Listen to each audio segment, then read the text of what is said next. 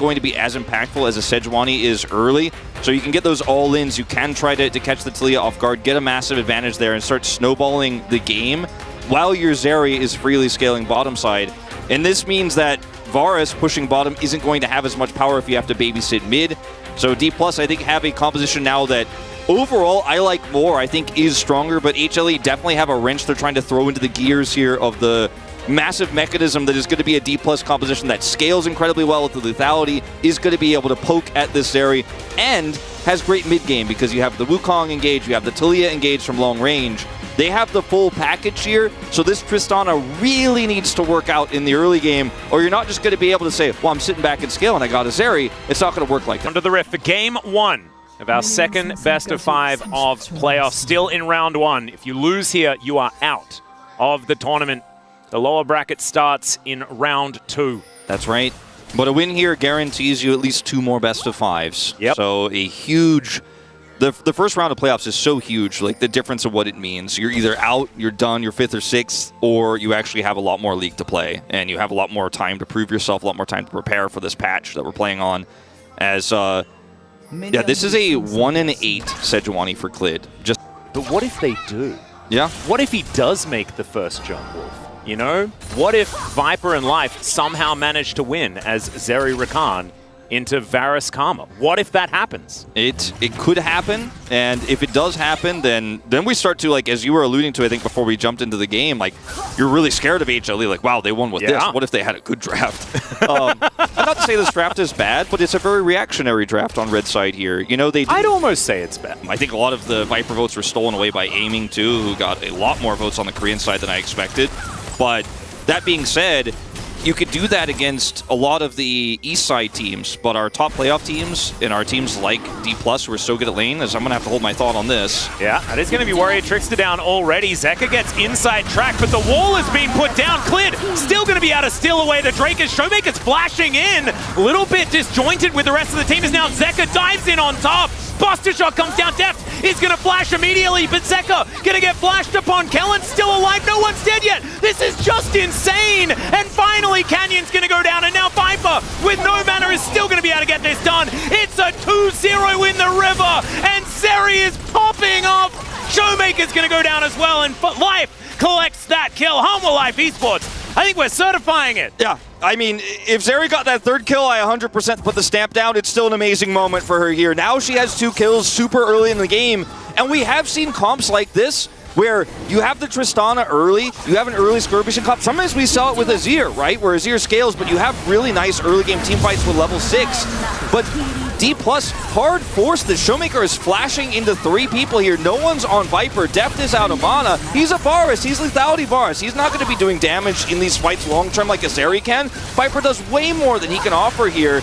And without the Taliyah combo actually accomplishing anything here, Taliyah with no items in this early game, you are always going to win this fight as HLE.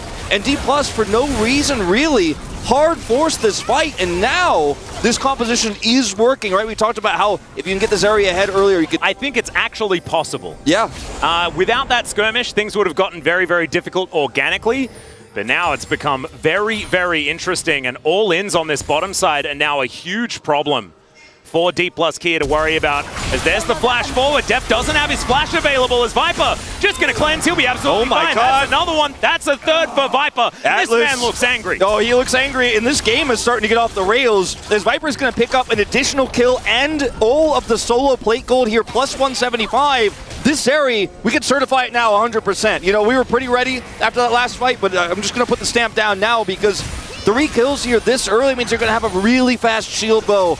And Life is just making plays, man. He's over here now helping out Clid, and they're taking control over this map. And Tristana gives him solo gold and goes and makes another play in the jungle. I mean, this is starting to get real dicey for Dplus here. As Life is going in again. Glacial Prison comes down to Kellen. Yeah, he's just dead. There's nothing they can do about it. That is Zeka getting online as well. And this is starting to get out of control. And what do we say? You know, Clid has to be the difference maker. Life is being the difference maker this time around. He's a second jungler. When you have this much ZERI control, he could be everywhere. He and Clid are making the plays here. They catch Kellen. And if you're top side of the map here, Canyon can't do anything pre-6 team fight-wise. He's a Wukong pre-6, so he can't affect these skirmishes really at all. compared to what a Sejuani can do. He can't make topside plays here because it's a Gragas. Kingan's just like, I'm weak. Second Drake to go over. I mean, insult to injury was the fact that Canyon wasn't even able to secure the Drake. Yeah, I don't know if you fight this. As he goes in, not going to be able to take this one either, as at least they're able to kill live. Canyon able to flash himself away, but he still burns down. Seismic Shove connects this time as Kellen flashes on top of Clid. I don't know about that one, but he does manage to heal himself up. And there is the flash away from Deft as well. Not out of the woods just yet as Clid comes in, doesn't get the W, and the hail of arrows does come down. Seismic Shove avoided for now, but it's not quite enough. And Deft able to get one back. Throws for throws here on this side, as DK may have just made it interesting. Yeah, they made it interesting for sure, but still heavily favoring HLE here. It is Cloud Soul coming across here, so two, very strong Drakes here for HLE at this point in time individually here. The Cloud Soul not very existing on the map.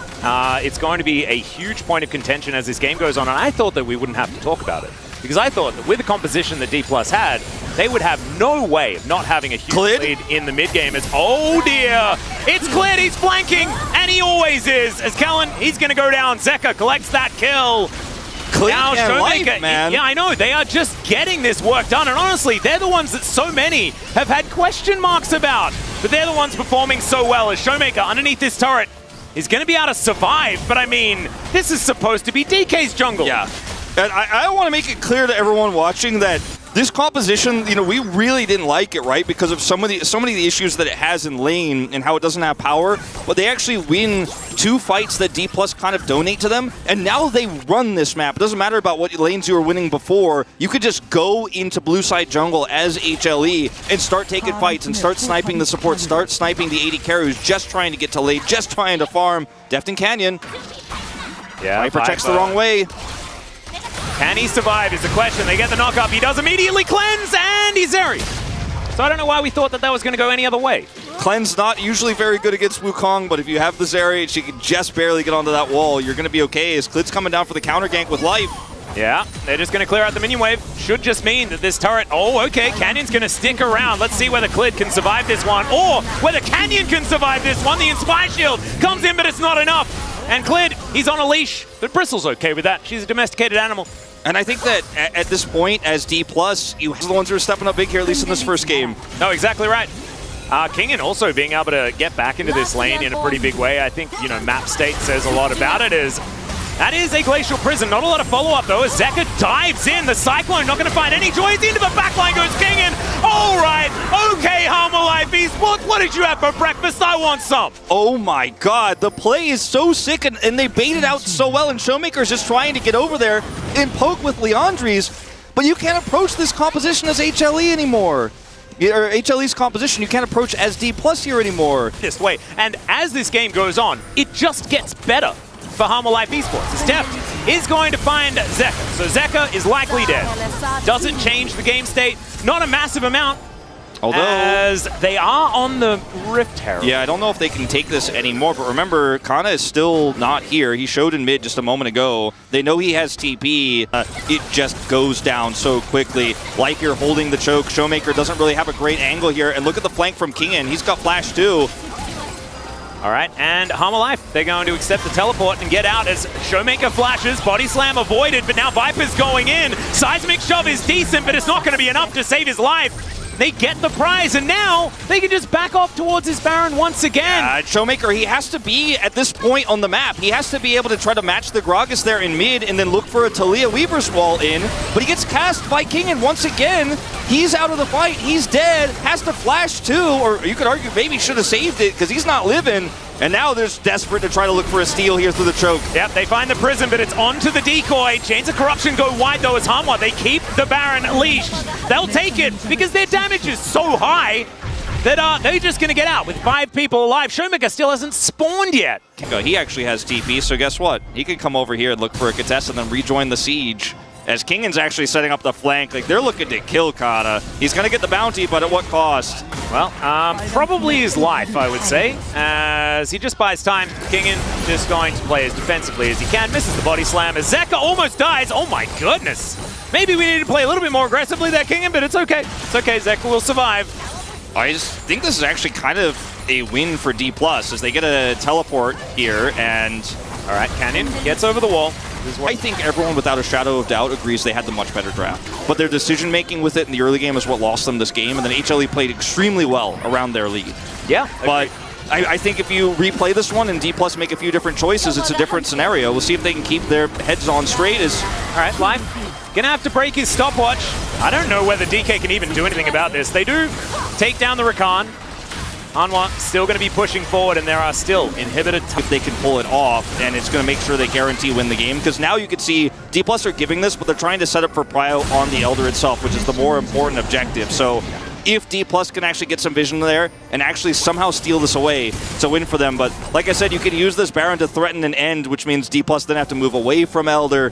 And it's just a checkmate scenario here. There's no good choice for Dplus right now.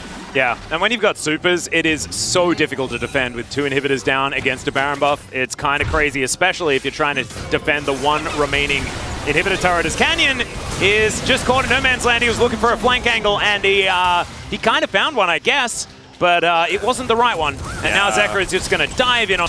They rush it down because their comp allows for that. Dplus get vision, but now have no jungler because Canyon was also trying to flank. I think if he plays it safer, it's a different scenarios. They do have unsealed smite. Yeah, Deft is going to get cast. He's really dead, guys. But no, there's not. That's Exodia. And now the Dragon's Wrath is going to be felt. It is a triple straight out the gate here for the ZERI. As now Kingen trying to keep them in combat, to try and get towards that pentakill as Canyon is going to spawn. But DK, they know that this game is well and truly over. My goodness, Hanwha Life Esports, there were not a lot of people that thought that this was going to be the outcome of this game. And man, this team came to play today. All of a sudden, DK find themselves trying to fight back from a 0-1. And if I was them, if I was their coach and stuff, I wouldn't know what hit me. Yeah, I mean, it is all about those early game fights they took where they gave the lead to HLE. Because naturally,